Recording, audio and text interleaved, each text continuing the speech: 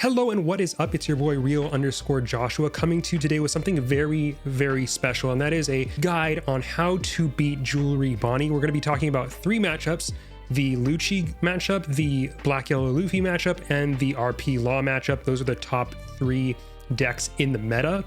And I find that playing as all 3 of those, I have issues playing into this matchup just because it's a leader that you really need to know how she works before you can really play to counter her. Your odds are pretty good if you know the matchup, but One Piece is one of those games where if you screw up, you will get beaten. And if you see this at your locals and you don't know what to do, it'll be very easy to lose. To start off, I want to say thanks to everyone who has watched my videos and subscribed. If you haven't already, please drop a like and subscribe. It really helps the channel, and I'm trying to get to 500 subs at some point in the near future. So if you help me out, that'd be great, especially if you like this guide. But I will have all the resources I used here down in the description. I used a lot of Japanese guides, and I'll link those in the description. I just kind of translated them in ChatGPT, but I'll walk you through what I learned and what happened as I was kind of testing these guides. But yeah, let's get into how you will beat Jewelry Bonney. So first off, let's start out with what the heck is Jewelry Bonney? What does she do? Here's the card text.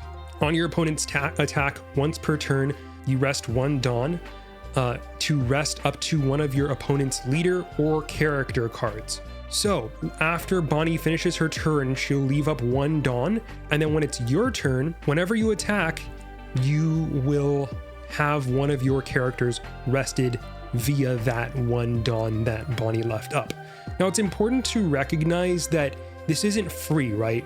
Bonney has to have a Dawn up. So if she doesn't have a Dawn up, she cannot activate this.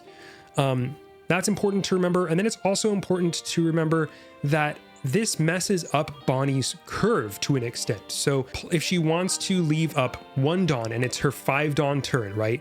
She can only use 4 Dawn that turn. So it's important to remember that. What is the goal of this deck and how can you kind of try to play around that? Well, first of all, she wants to stall you out in the early turns by negating your attacks and also by drawing cards, right? She's going to play out low-cost searchers that will search through her deck for the things that she needs to win the game. That's going to be her late game. And we'll talk about what that is in a little bit. But generally in the early turns, she's going to make it so that if you're going to attack with one thing, you're going to be sacrificing another attack with another thing. So that's going to allow her to kind of build up hand advantage, draw into what she wants and what she needs, and then later in the game, go for the jugular and go for the kill. So during this time, she's going to set up small blockers, which we'll go over, but that's going to protect her late game threats.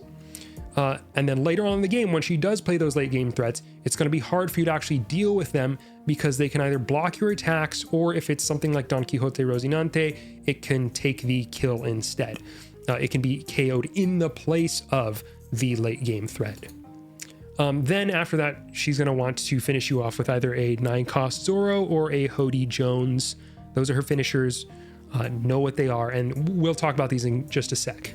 In the early game, these are the cards that you generally want to be watching out for. Some of the bigger threats, and you need to figure out how to deal with them and whether or not you need to deal with them. This is going to differ depending on the deck. You know, some decks will be really good at removal, so you can just kind of waste removal on some of these early game cards. Some of them will want to be more aggro, so you don't necessarily want to waste attacks on these cards. It's all going to depend on what's in your deck, and we'll talk about that in just a bit. But here are some of the early game cards you'll expect to see. One of them is the 1-cost Jewelry Bonney Searcher. She rests the Dawn and rests this character to look at 5 cards from the top of the deck, revealing a Supernovas type card and adding it to the hand.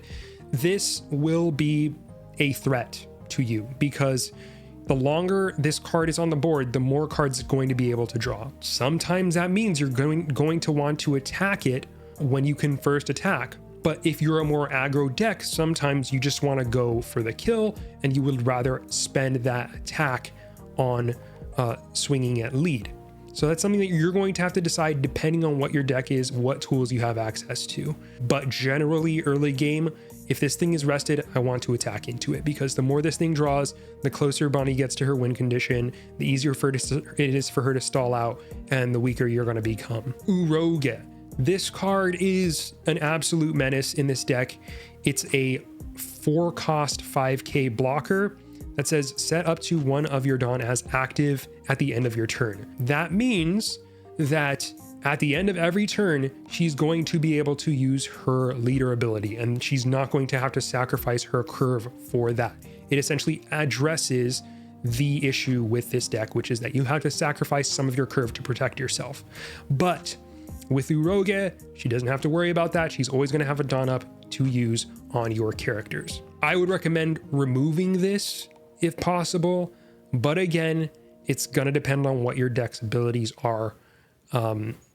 But yeah, the more these things are on the board, the harder it's going to be for you to swing. Don Quixote Rocinante, we talked about this one earlier. It's a 2-cost 1k blocker. Opponent's turn, if one of your other rested characters would be KO'd, you may trash this character instead. I didn't understand what the point of this card was when I first played the game, because I was like, isn't that just a blocker, what this card is doing? And the answer is no, it's not just a blocker, because if a card is going to be KO'd by, say, a Rob Lucci, they're about to kill your, one of your late game threats. If it's going to get KO'd by one of Lucci's effects, you can instead trash this Rocinante. So it's a blocker against KO effects as well. So this is good to keep in mind in the late game. If they have this thing on board and you're going for a KO effect, you're going to have to try to deal with this thing first, or else it will just die to your effect and you will have wasted an entire KO instead. Cavendish, on play when attacking. This is more of a mid-game card, but you'll see it kind of earlier. If your leader is a supernova type and you have no other Cavendish on the field, activate to Dawn. So this activates on play and when attacking. What happens is when this card is played out on that turn, it essentially is a 3-cost card because it gets played and it refreshes to Dawn immediately. So that means that, sorry, my head is kind of in the way here, but that means that the Cavendish is essentially going to be, it's a free card for them. They could, play the Cavendish, then play a Jewelry Bonney and rest it and search, or they could just play the Jewelry Bonney and the Cavendish and have 1 Dawn left over. This is on the 5 Dawn turn, by the way. They would still have 1 Dawn left over to activate their leader ability. So this one also can be a threat later on in the game, and I would also worry about removing it, but it's not as automatic as the Uroge because it needs to attack first, but it can allow them to play a lot more stuff in the mid to late game. So it's also going to be a threat. So let's get into the later game threats that you're going to see. One is 10-cost Don Quixote do Flamingo. If you've been playing this game for a while, you already know what this guy does. It's a 10-cost, 10k character with on play. You freeze a total of 3 of your opponent's rested characters or leaders. They are frozen, until the next turn. So they do not refresh at the start of the next phase. They're frozen. This can be tough. If you get 3 things frozen by this, and then another 3 things frozen by this the next turn, you're going to have like 0 attacks. Let's say you did have 5 characters on board and a leader. If 3 of those are frozen, you'd have 2 things on board and 1 leader, which is 3 things that can attack on the next turn. That means you would only have the ability to use 2 of those because you would attack with 1 and the other one would get rested, and then you'd only be able to attack with 1 more thing. So that means you can only attack with 2 things. So it's important to keep that in mind, that this thing can entirely lock you out. No matter how many things you have on the board. So just be careful with this. Try to play around it to whatever extent possible. But sometimes you just can't. Sometimes you just got to try to play responsively to it and go for your game plan. And if she tries locking you out, just keep doing whatever you can to fight back. Next, it's going to be Hody Jones. This one is one that you need to watch out for because you're going to think that you're safe, and then she plays a Hody Jones and you're not safe. It's especially bad in a matchup where you're like Black Yellow Luffy, for instance, and you have 2 Sabos and you think you're protected. She plays a Hody Jones, you have a 9k leader, and then she attaches 3k, and then all of a sudden it's 11k over 9k, and you're in a very precarious position. Or she can just take out the entirety of your board with the stuff she has on board. You can just know that it's coming, potentially know that it's a threat, and do whatever you can to play around it. Sometimes it's going to be swinging with your blockers, right? Like maybe instead of leaving 2 blockers active, you just swing with them both because they're going to get rested by a Hody anyway. In that case, it would make it so that a Zoro could get played, but you gotta play with what you're given and use whatever information you have at your disposal. Next, we have kind of the menace of this deck, I want to say, and the menace of a lot of other decks, the 8-cost Captain Kidd. This is an 8-cost 8k character. Doesn't look too scary, and it doesn't say blocker, but this is basically a super blocker where if this character is rested and it has 1 Dawn attached to it, meaning this effect would cost 9 Dawn. Okay, just know that that's the case. If this character is rested, your opponent cannot attack anything other than characters named Eustace Captain Kidd. So if this thing has a Dawn on it and is rested, then you can only attack it. And it can rest itself via its activate main ability, which is once per turn you may rest this character. Play 1 character card with a cost of 3 or less from your hand. So that means that this can automatically play out a Don Quixote Rocinante to protect itself with for free. And so anytime you would attack into the Eustace Captain Kidd, that Don Quixote could always absorb the hit or the KO effect, etc., etc. And it would be rested with a Dawn attached, so you'd have to worry about that. A lot of our playing around this deck is going to involve playing around this card, because the whole goal of this deck is for you to waste resources attacking into it, and then they can just play out their strong stuff and screw you over in the meantime. Next is Roronoa Zoro. This is also a menace. It can kill a lot of decks almost instantly if it survives.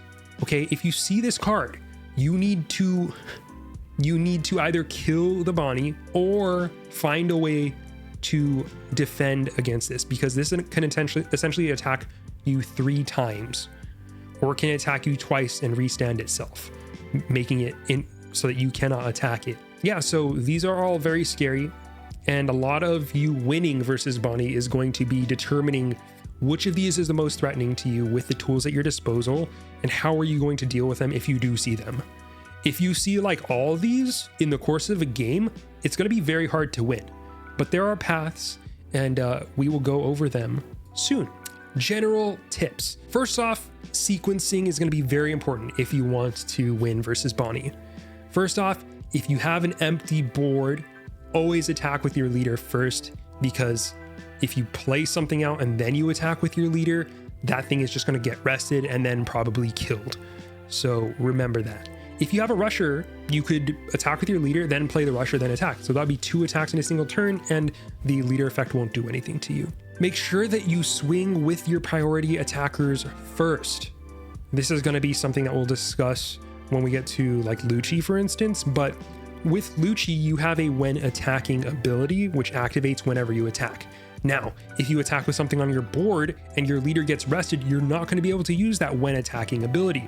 So a lot of the times it's going to be a forced decision on whether you are going to get the when attacking ability of your leader, or whether you're going to get in maybe a more powerful attack with a stronger character that you have on the board.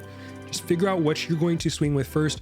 What's going to be best for you, swing with that first, because the next best thing is going to get rested. And if you swing with your second best thing and your first best thing gets rested, you're just going to feel like crap, because you're going to realize that, oh wow, the best thing on my board can no longer swing. And that was totally pointless.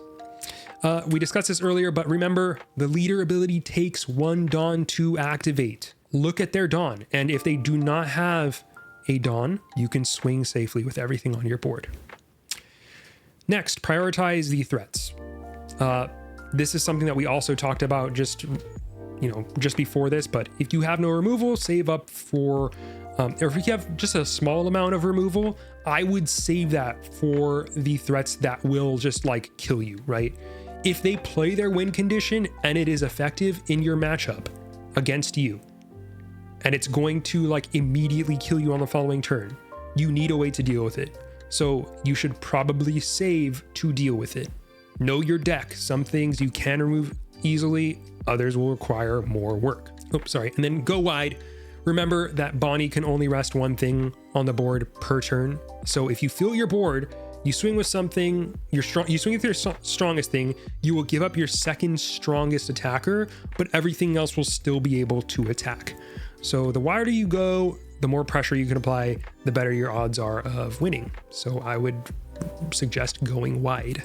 So these are the three matchups that we are going to discuss. We got Lucci, we got RP Law, and we got BY Luffy, Black Yellow Luffy that is. For the Enel matchup, I just realized I saw this yesterday, but Pain Flaco just posted a video on how to beat Bonney. Some great tips in there as well, good supplementary viewing, and he goes directly into the Enel matchup for that. So the game that he plays with Enel against Jewelry Bonney. So you should check out his video, and I'll include the link in the description below. Okay, so let's start with the Lucci Bonney matchup. If you are as Lucci, you are pretty well favored here. It's about a 70-30, maybe like a 65-45, because what you're doing is like you're removing their threats while playing your own, which kind of counters what this deck does. It wants to build threats slowly over the course of the game that you cannot attack, but you remove them using effects, so you don't have to worry that much about the attacking. For setup stuff, you want to go second generally, but it doesn't matter that much. If you do go second, it avoids the curve of Bonney Searcher into Uroge, into Hawkins, which is a very strong curve for the Bonney if they get it. But on the other hand, if they're on the odd turns, they can play out their 9-cost kid or 8-cost kid with its effect and the Zoros faster. So it kind of depends. For mulliganing, it's going to be the typical Lucci thing because you're kind of a toolbox deck. You want the stuff that is going to be, generally good. Your stage is going to be good. Removal stuff and cycle is stuff that I like to see early.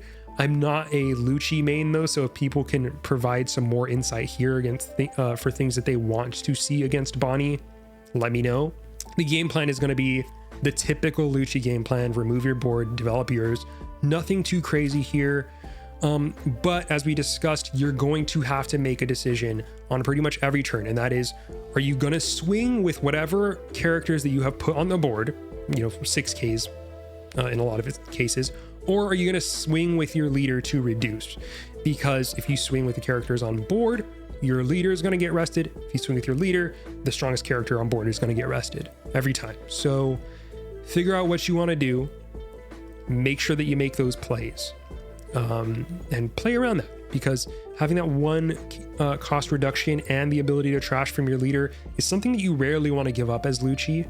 So I would just plan to attack with the leader, or know that if you attack with something else, your leader's probably going to get rested and you're not going to be able to use the leader ability that turn.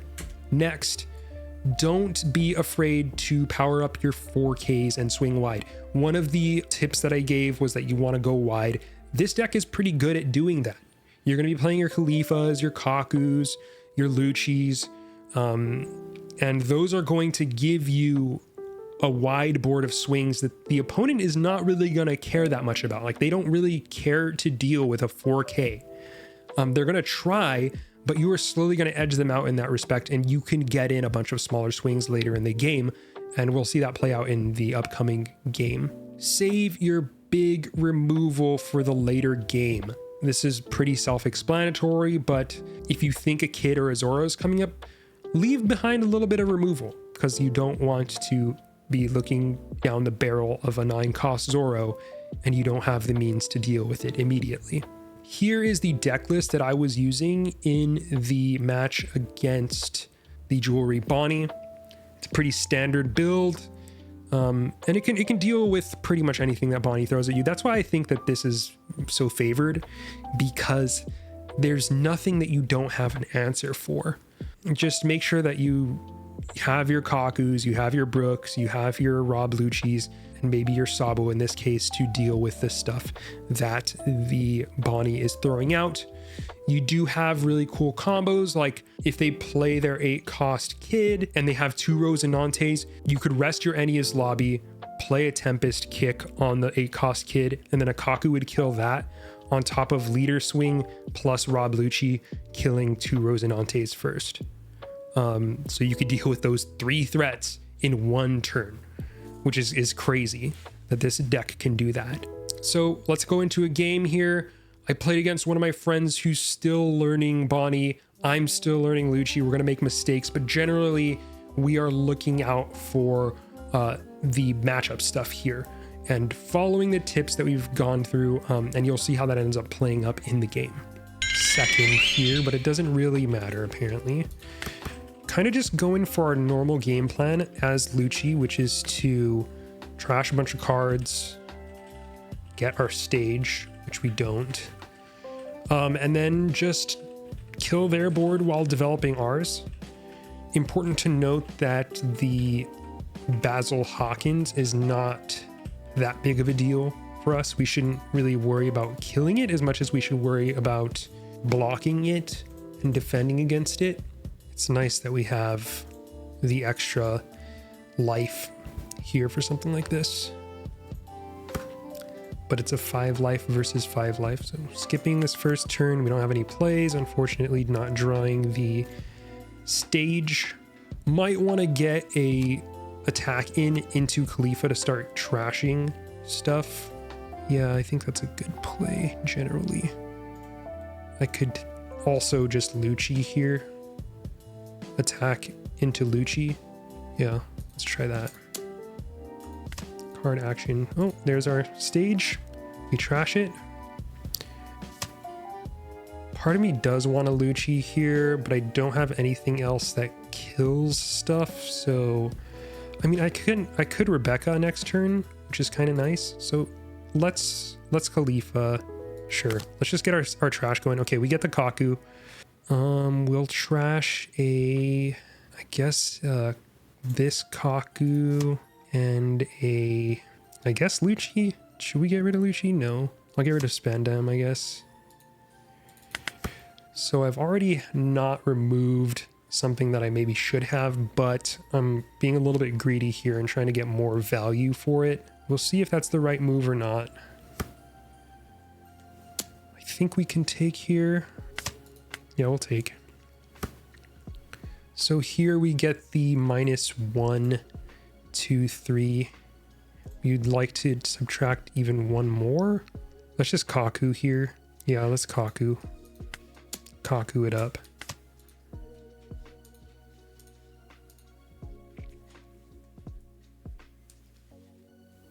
I do have 2 CP cards in here, right? Yeah, I do.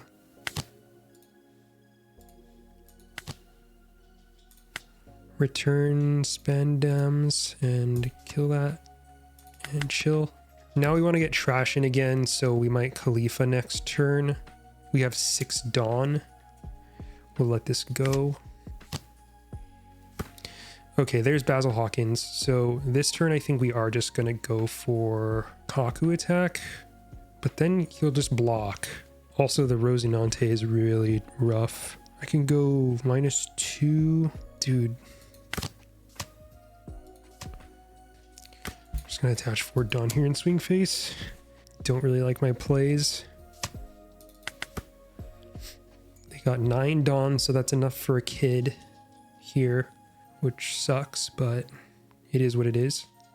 Could just next turn just grab a Sabo out of the trash and play Sabo. This is a super clunky hand though. I'll counter that.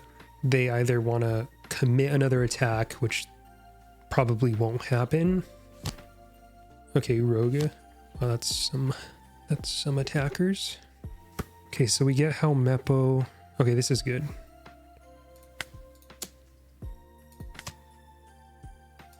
It's fine. We will Helmeppo the Uroga, and then Khalifa the other Uroga, and then Uroge. There's another U in this card's name, I believe, that is not reflected in the sim. Okay, countered out. It's good to get here. So make sure I'm not missing anything. Okay. Deploy Helmeppo. -2 here. Khalifa. Get rid of a spending, I guess Tempest Kick, or maybe Rebecca. We could bring out Rebecca after. Lucci, replace. Use card action. Put stage on bottom, stage. And then we'll put a Sabo bottom. Kill this and this. End turn. Next turn we get a good amount of swings, which is nice. So far the ignore Basil Hawkins plan has been working pretty well. Ignore Basil at all costs. Yep, you can have it. The double Basil. I think we just swing with everything here. Yeah, that's good. Swing 7 with everything. Ooh, they take. It's good that we have a lot of bodies on the board here, and we have plays coming up. So feeling good. Would definitely love to force a Basil Hawkins block here so I can attack into the other Basil Hawkins to try to control the board, because these are the only characters that I can't control. Okay, so we get a big counter out. We'll go for 7 here. To go for 7 and 6, I think I just swing for 10. Because taking this sucks for them, and it also kind of sucks to block it. Do I get the... Okay, that's good. We get rid of one of the Basil Hawkins, which is really what I want. It's like you lose a life or you lose a Basil right there. Not sure how I feel about having 3 geckos right now, but it is what it is. We can gecko for value though, which is kind of nice. We can just like get out Rebecca Sabo or something. Rebecca Spandam. Yeah, go ahead. Take it. Take the Luch. Notorious LUC. Oh my goodness gracious. And I think here we just actually, I don't even think I want to do anything rash here. I just go 3, 3. Yeah, same thing as last time. Pressure. So we get 3, 7 swings here, which is really good. That's not something that we could establish next turn. We would get a 9k and then like a 0 unless we got out of Khalifa. Okay, 1, 2, 3, 4. Taking advantage of the fact that we have 3 bodies on board. Like 3 7k swings is nice, and they kind of require attention. Okay, 1, 2, 3. We'll swing that at face just because it requires the Iroga. Yeah, that's fine. Okay, still in a pretty happy position here. They can kill 2 of my board, but something will still be there. And then next turn, I'm assuming it'll be a value gecko. Okay, we got the Jewelry Bonney Searcher. Keep cost reduction cards like Ice Age or Tempest Kick for the mid game, as they are crucial for dealing with large threats like 8 cost Kid and 9 cost Zoro. I obviously have no means of dealing with those. And a 9 cost Zoro actually is very scary right now. But if they played a Zoro, I would be posing a larger threat to their life, I think, at this point, just because I have these bodies on board. Okay, take it. All yours. We get another Basil Hawkins. Oh, no attack from the other Basil here. Kind of nice to see, but here I think we do go for the value Moria. Yeah, I think we gotta start making moves, because we'll go maybe, I'm thinking Rebecca into Spandam. We'll do the Spandam effect first. Oh, there's Annie's lobby. Oh, and we can't take it because we can only take the Kaku. Now we get the Rebecca. Let's take the Sabo. And then we won't play a card here. And then we'll swing. No, we won't swing. Will we swing? That'll get my Rebecca. I don't really care if my Rebecca gets rested though at this point. So trash more cards. -1 the Bonney, I guess. Doesn't really matter that much. Okay, the Moria gets rested, which is fine. We get the block, so we will get a counter out. It was a 2K, so it looks like they don't have 1Ks, which means 5K swings here are okay. It's like we either swing 5K or 9K. Although 7K is good too. Any odds are gonna get good value. We would love to defend the Moria here if possible. Scratchman Apu is the 2K counter that is drawn here. Okay, we get a big swing into the Moria, and I'm just gonna Rebecca that. I think this is going to be a big swing turn because I'm just gonna go full swings, baby. Okay, swing Moria first. We might go for another Moria here. 775. Am I okay with that? Not really. Swing at that Bonney. Try not to let it get any more value. That's fine. Let's go. We could try to kill this thing twice, maybe. You may rest one of your opponent's characters. Can I kill this twice? If I kill it once, does the cost reduction stay? Sir, that's not gonna work. Abort. Oh, wait, we can do this. Moria, Rebecca. What's the combo again? Is this being played from the Rebecca or the Helmeppo? Draw Spandine, play Spandine. Oh, no, screw it. We're good. That went terribly. Because I forgot that I have to kill it twice. I could have spandined into Lucci, but I would have had to kill it again, and I would have just gotten my thing rested, and I forgot about that. We get to block with our Rebecca again. Another Bonney Searcher. I'm guessing that's been a lot of bottom decked Zoros. Does Bonney draw Kid? Is Kid a supernova? Okay, 5/7, I'll take that. Or 7/5, I mean. Do I have to take that though? No, I could just counter.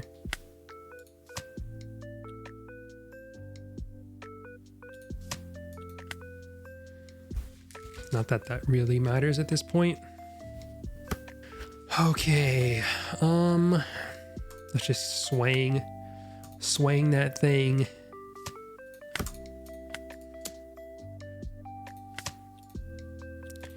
Brooke is dead. Oh, so we take, let's try this. We'll probably get 1K counter here instead of a block. We're probably afraid to have the Hawkins die. Okay, never mind. 5, 6, 7, 8. No, not worth. We go with the plan. Trash a Lucci and a Spendine. We got 2 blockers. I mean, having 2 9Ks on board is just, it's gonna be a threat, period.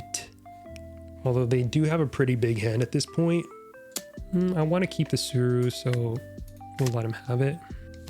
Okay, there's the Kid. Let's see, we have 1, 2, 3. Where's our reducers, bro? God, I wish I had the stage.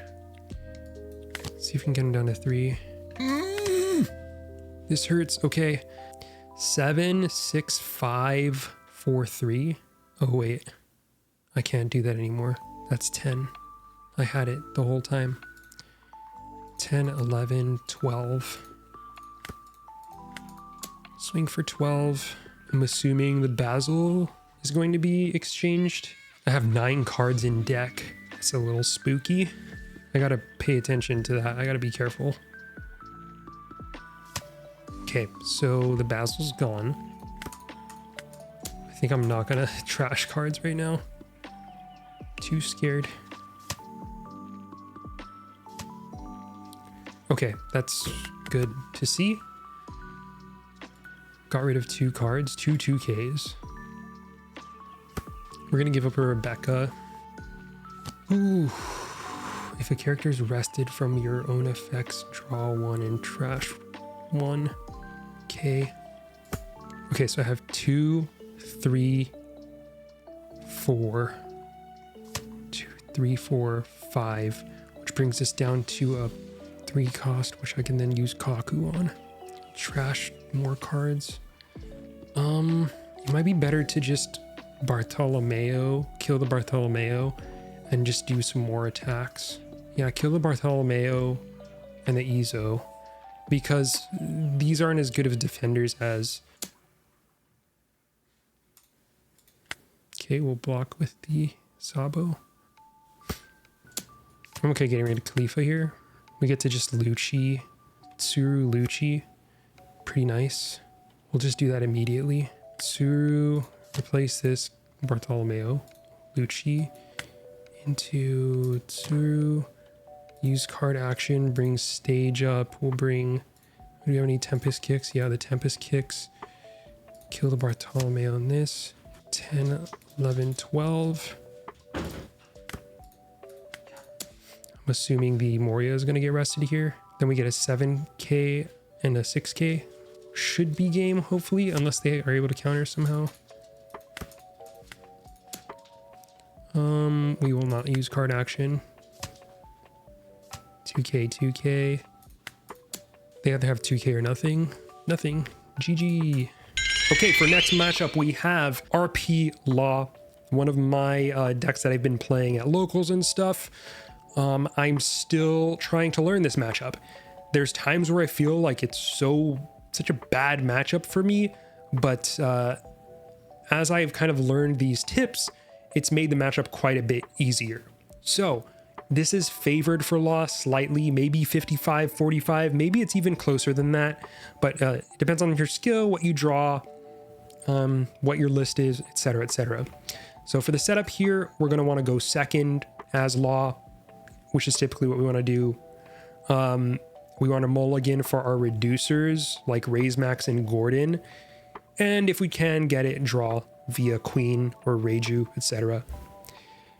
One important thing is the leader effect priority, right? The first things that we want to take out are the Dawn activators, like Uroge and Cavendish. Next priority is taking out the 6k power characters, and then everything else. That obviously changes as we get into the late game against stuff like Kid and Zoro, but generally in the early game, we do want to use our leader effect on these types of things. The game plan is going to be swarm the board, go aggro. As Law, you're typically gonna want to go aggro. This is a big one because I always get my panties up in a bunch about what I'm gonna do about Hawkins. And this is maybe a card that I should have gone over a little bit earlier. But this is Basil Hawkins. If your leader has the Supernovas type, this character gains blocker. Once per turn, if this character would be removed from the field by your opponent's effect, you may rest one of your opponent's characters instead. Which means that if you want to remove this, it will instead have one of your characters rested once per turn. If you're able to remove it twice, it'll be gone. But who wants to remove one character twice? Not me. That being said, if it dies via battle, this effect does not activate. So that means you can pretty much ignore it, and I would pretty much ignore it. Prepare for a Kid and or a Zoro on turn 9 Dawn if you can. And I would say you should just basically prep for a Kid. Zoro, it's like, I wouldn't worry about it as much, but I would try to remove either a Zoro or a Kid. Those are going to be my biggest priorities, because a Kid, you're going to be attaching a bunch of Dawn to your characters and swinging in, and like your highest attack character is going to be Kid and Killer if the opponent is at 2 life, and that's only a 7k versus an 8k, and then you're attaching Dawn to that, and you don't have that much Dawn because you're using it to activate your leader ability. It gets ugly, so I would just remove the Kid if possible. Another little kind of tip, and this is generally a good Law tip here, is if you use your reducer on the Kid and bring it down to 5k and you swing into that Kid, the opponent is going to think, oh hey, they don't have the ability to remove it with the leader effect. So maybe I will counter out instead to protect the kid. They'll think they have a chance of protecting the kid and they will gladly dump counters to keep that thing alive.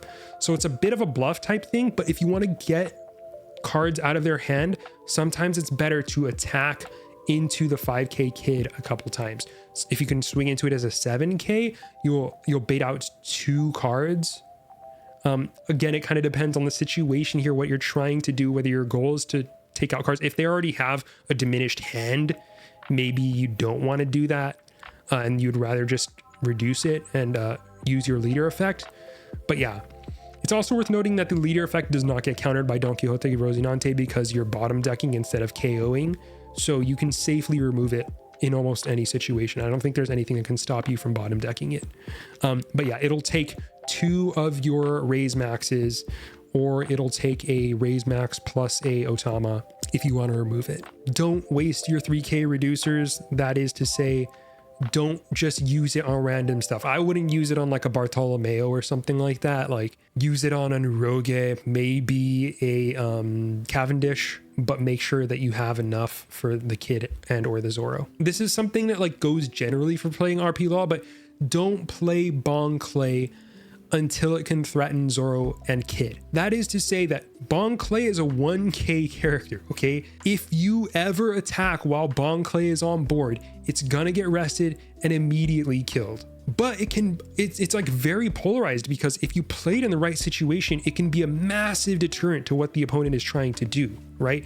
If your opponent is going to their Tengon turn and you think that they're going to play Kid or a Zoro next turn, I would go about taking something off the board. You can remove one of those small blockers or small bodies that are going to be a nuisance to you and put out your Bon Clay, because what that's going to do is it's going to give you a massive threat next turn. If they play an 8k power character, you're going to have an 8k power character too that can just immediately swing. That's going to be scary for them. They're going to have to deal with it. And if not, they are going to be staring down the barrel of 10k attacker for 2 Dawn. Just worry about the timing and don't play it too early, guys. Okay? Unless you like really need the ramp or something. And it's not the worst thing if you swing and he gets rested and he takes an attack, because then he's taking an attack. But evaluate on a case-by-case basis. He's going to be generally better if you play him later in your turn after you've already attacked and you think your enemy is going to play a high power character. Here's a deck list that I used here. This is a pretty standard RP Law build. This is the deck that I use physically, so I don't have the 4th Gordon, so I'm just running 4-cost Law Reducer instead. That's not standard, just know that's why that's in there. But I would instead put in a 4th Gordon. You can maybe put in like another Sanji or something, I don't know. RP Law decks are very much subject to change, but I personally like a lot of drawers. That's why I have 4 Queens, 4 Reijus, and 2 Miss All Sundays here. But if you'll notice, I never ran out of fuel. Really, I kind of always had what I needed in this matchup. It felt pretty good, to be honest. Just knowing what to do. Just keep the pressure on. Keep the pressure on, go wide. Don't feel like you always have to swing with everything every turn, and keep an eye out for whatever the late game threats are going to be. This is pretty good. Let's do this. Let's keep this. We will end turn. Next turn, I think we swing 5k and play Zorojuro. We'll swing 5 at the Bonney. Play out Zorojuro. This kind of makes it so they don't want to attack face, but we'll see. We'll see what happens here. If they play an Uroga, we're going to go straight into the Ein. Maybe Gordon, Ein, Leader of Ability, Reiju. That sucks. Don't really want to Leader Ability this Izo. We'll attach 1 attack face. We don't have to use a reducer for it though, so I'm okay with it. 1, 2, 3. Bounce, Reiju, and turn. That's good. That's good. I'm okay with this. We're a little bricked up here. A little bricked. Somewhat nice that we have 3 attackers though. We gotta always make sure in this matchup And any matchup versus Bonney that we are attacking when we have no stuff on the board, that we always attack with our leader first prior to playing stuff out, because if we play stuff out first, then attack with leader, it'll get rested, which makes it vulnerable. Okay, we're getting 5 to the face. I kind of just want to take that because I need cards. Okay, queen is good to see here. You'll like to see queen. We're not in immediate threat here. Okay, Hawkins.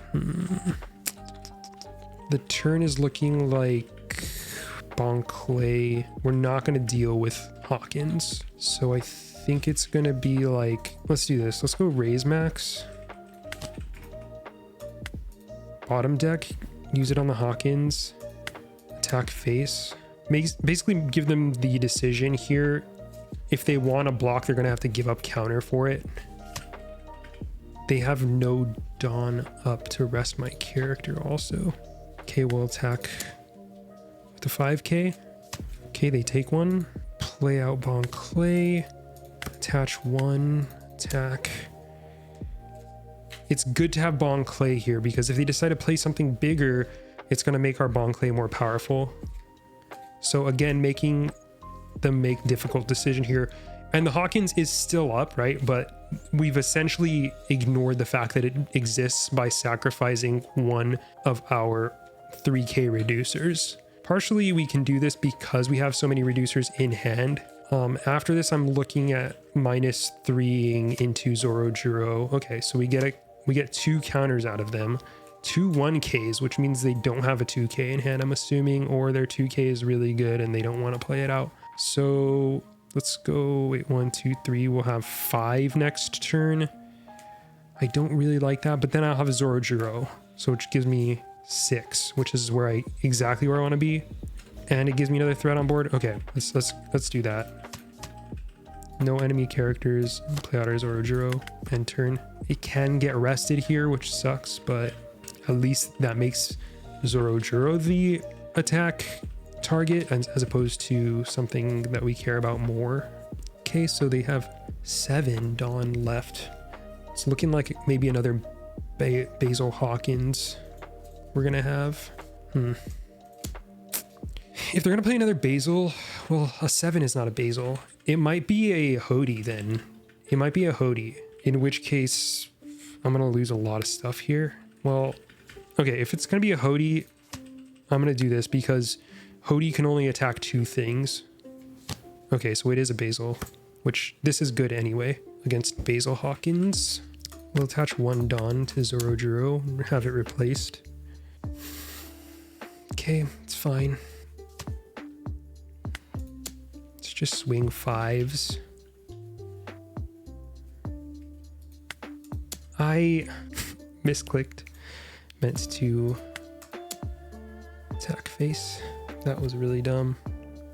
That kind of defeats the purpose of what I was trying to do anyway. Whatever.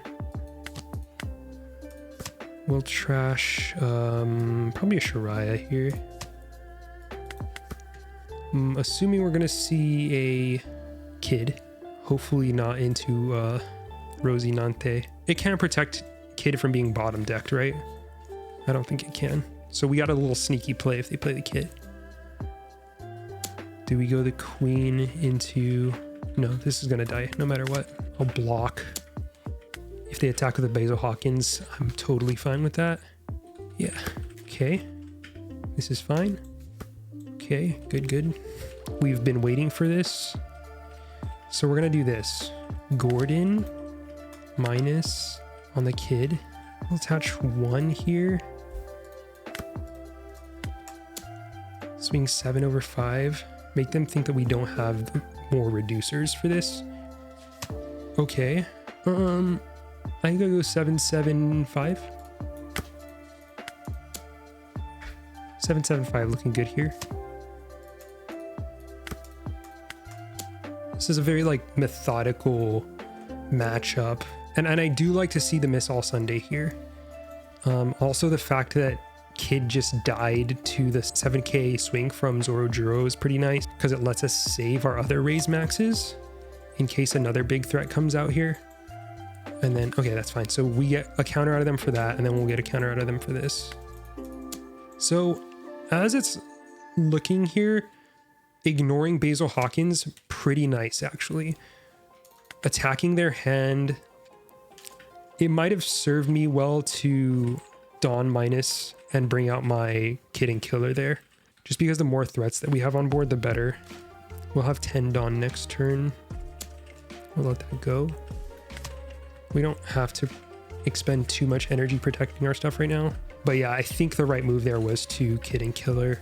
We do get the miss. This is where Miss All Sunday is. Like, you love to see her, you know? The move is probably Kid and Killer. Okay, there's the Zoro. There's the Zoro.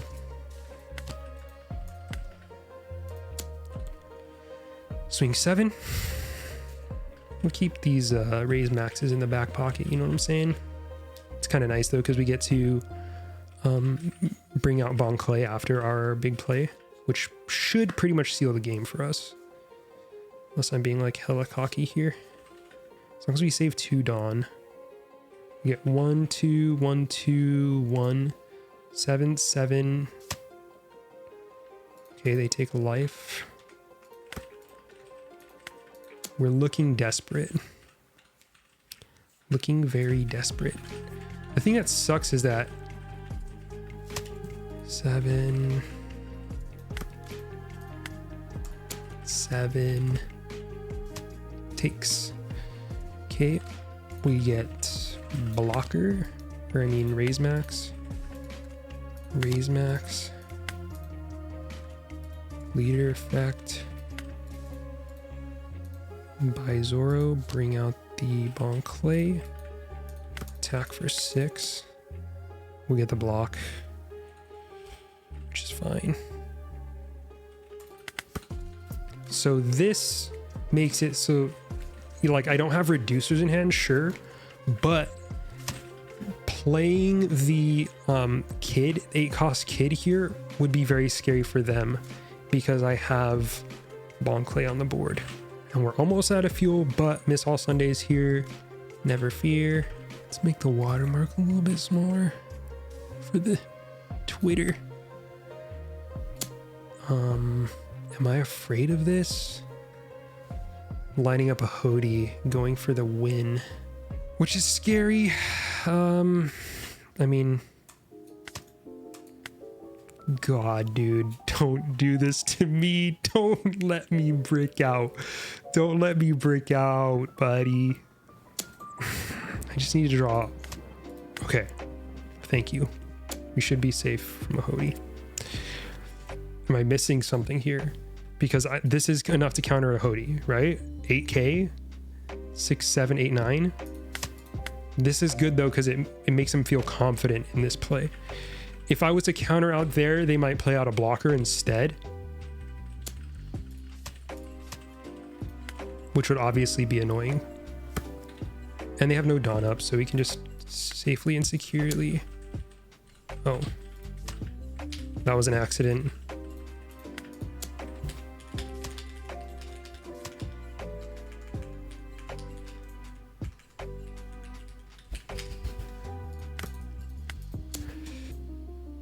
Versus Bonnie as Black Yellow Luffy. Folks, this is very unfavored if you're the Black Yellow Luffy, okay? And I will say the deck list I was running was not very good against Jewelry Bonney.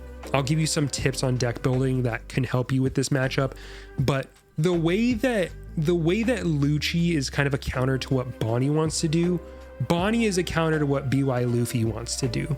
Because late in the game, Luffy is walking this tightrope of using blockers to defend a 9K leader. Bonnie runs Hody Jones, which can rest those blockers and just immediately attack your leader. And even without Hody Jones, they have a Zoro up, which is a 9-cost card, and Luffy does not really run the removal to get rid of that threat. And 3 9K attacks is going to murder you very quickly, regardless of what blockers you have, okay? On top of that, Luffy wants to get to the... It's like Luffy wants to get to the late game so that you can be a consistent 9K leader with blockers. And Bonnie's blockers are better, and she can swing for 9K very easily. So really the general advice is you want to go aggro as possible, even though it's going to be hard. Setup wise, you want your Garp and Flampe, your Hiyori, you want your Garp and Flampe first and foremost. After that, you're looking for your Hiyori, your 5 cost self-damaging Luffy's, your Makinos, and then above that, below that, you're looking for your 5 cost Sabos. Your game plan here is try to transform as early as possible so you can get threats on the board. You need to be pressuring their life before they can play their big stuff. Okay, so you want to play your kids and turn them into adults. And then you want to swing with those adults, swing with your leader if possible, and just keep swinging as much as you possibly can. Try to get them down as low as possible. It's gonna be hard because you're gonna have blockers on the board, but it is what it is. Use your self-damaging Luffy, Makino, Hiyori, Garp, and Flampe to force transforms. The more transforms you can get, the better. Swing with 5k Garp early if that's ever possible for you. So you attach 3 Dawn and attack for 5. If that's possible, do it. And if it's practical, do it. But if you just have your leader and you're going to swing with that and then your Garp is going to get rested, don't even bother. But if you have like a Garp on board and they have no Dawn up, then you can do that double 5k swing, and it's pretty good. Use your Rocket Luffy to remove smaller threats, and then in the late game we're going to use that Rocket Luffy to remove bigger threats, hopefully, because we can remove something that's 4 cost, and we can make the expensive stuff 4 cost if we use another card like Ice Age. Swarm the board with self-damage Luffy's, because those can just become 8Ks every turn if you have no life, and then you can just use those to keep attacking, so that's pretty good. But yeah, just get as many swings in as possible, transform as much as possible, get to your loop as early as possible, and try to remove the stuff that's going to immediately kill you using the Rocket Luffy's. This is the deck that I was running, and I think it is kind of doo-doo into Bonney. The idea of this deck is to use Kuzan and then to use something like Thunderbolt and or Luffy, Rocket Luffy on the next turn to take out the higher cost stuff. But establishing a Kuzan and having it stay on the board, it's asking quite a lot, and it's a bit slow if you're coming from behind and they already have something on the board. So I would personally replace the 10 cost Kuzans with something like Ice Age. Maybe replace one of the 3 Brothers Bond for a Rocket Luffy, so you can more easily remove Zoro and Kid with the Rocket Luffy or the Thunderbolt more easily. But besides that, it's going to be really, really difficult. And I think this is something that I will need more practice on.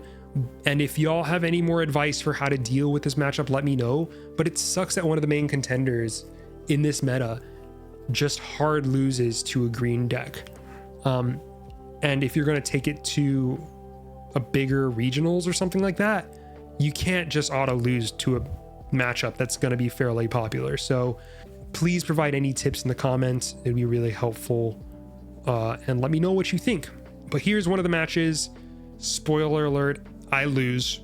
And I would like some tips on how to prevent that from happening in the future, in addition to what I've learned, which is this stuff right here.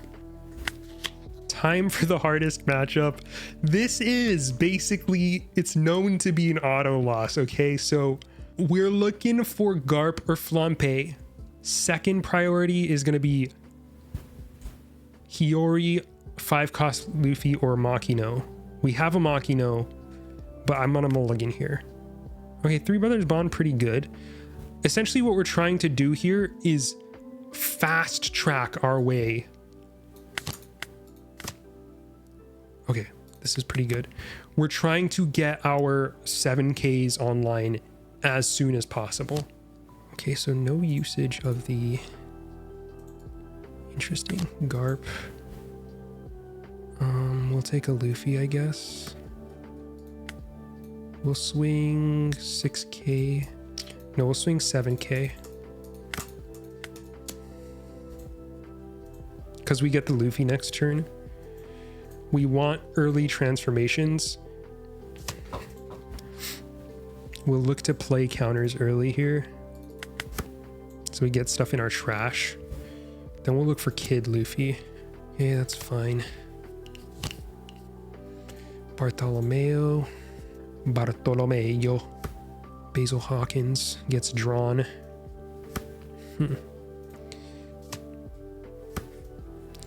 Okay, Luffy's exactly what we want to see here. Let's swing 5k over the Bonney. Get that Flampe rested. And we'll get the Luffy out here. Trash that top life. The ace comes down. We have one Luffy here, which is nice. We can next turn Thunderbolt Luffy if they play out like I'm assuming they're gonna play the Basil Hawkins. Do not have our, well, we can actually leader ability next turn, which is pretty nice. Oh god, it's all gone wrong. Okay, oh shoot. Okay, so we get 2. We get Sabo. So let's look 3 brothers bond here. Oh, we get the Sabo. Oh, thank you, little baby Jesus. Okay. Deploy the Sabo. Trash 1 Egghead Luffy and 1 Sabo. We will then use the Luffy. Gain +2. We'll attack. Oh, wait.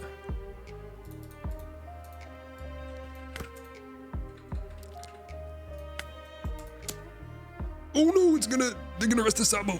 No, rest the Luffy, Rest the Luffy, buddy. I believe in you. Oh my god. We run Kuzans in this version. Okay, the Luffy has been rested. The eagle has landed. So I think I go trash Luffy. Go Luffy into Luffy. And chill. Next turn we can double Luffy Egghead. Kill the Bartolomeos. Okay, that's a blank attack because we're a 7k leader. Basil Hawkins. Okay, let's go. But a Brothers Bond. I'm kind of wondering if I should just take another Luffy. Would love to see another little baby Luffy here. Wish we don't. See a little big boy though. Deploy that. We'll go trash him, kill the Bartolomeo. Oh, and we get the other Luffy. Deploy him, kill the other Bartolomeo. Bartolomeones. We'll get the 8k going. Attach 1. No, wait, we don't want to attach 1 here. We'll attach 1 here. No, we'll attach 2 here. Swing for 11k. Assume the Luffy gets rested. Okay, the Sabo gets rested. Looks like going on the aggro.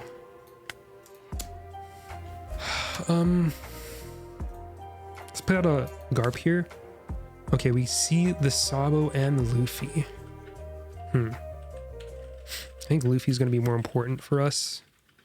Just because we need the ability to kill those little boys.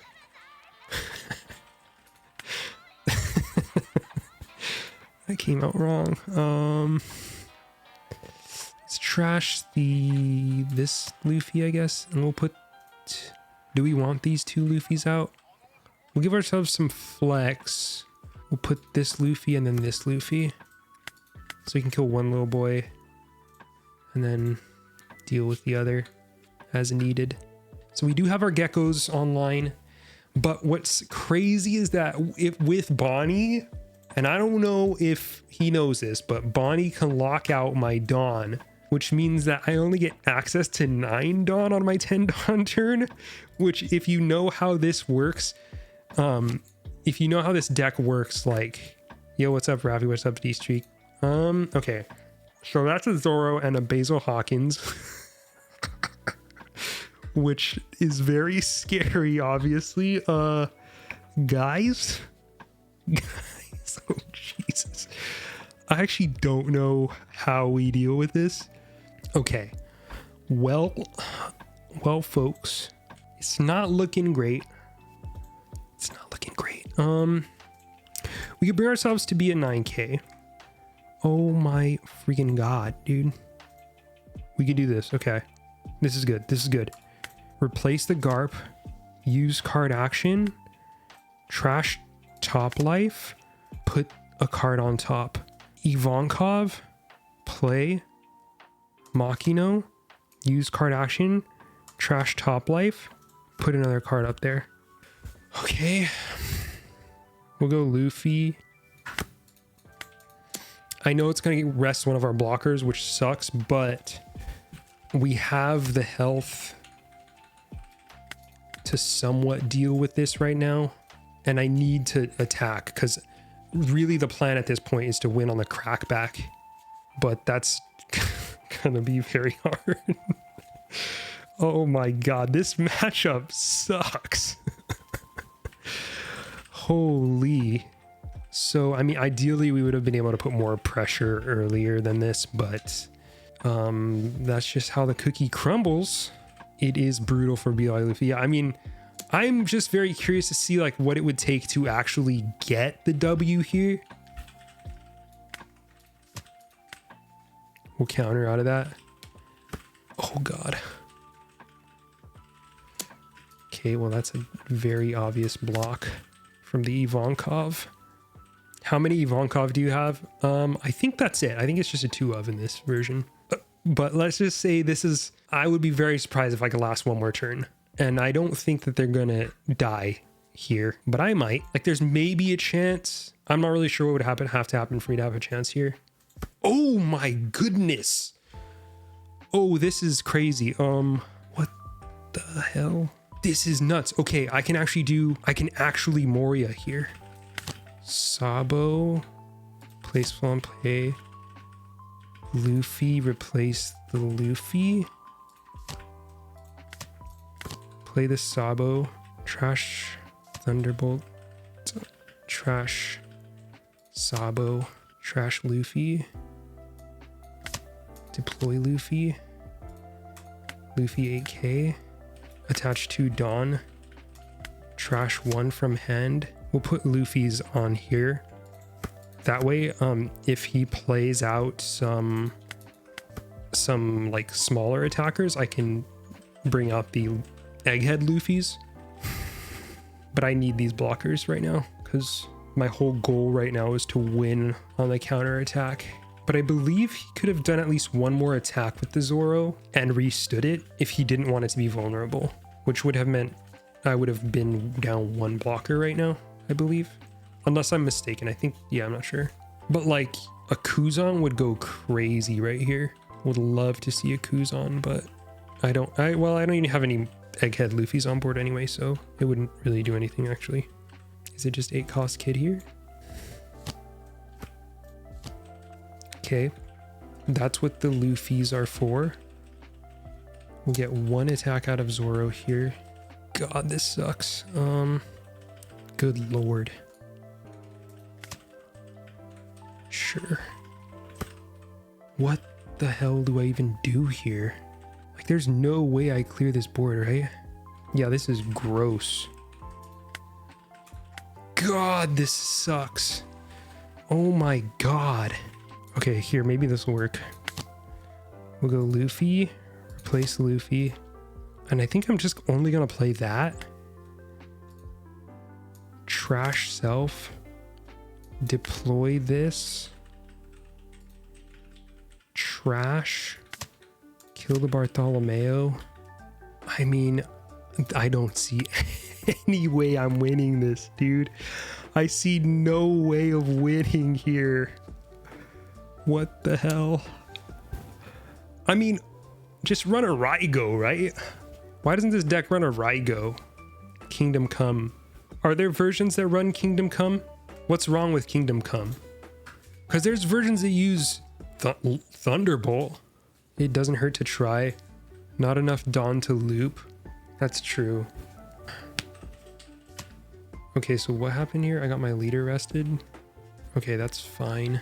I guess we'll Three Brothers Bond. There's the Kuzan.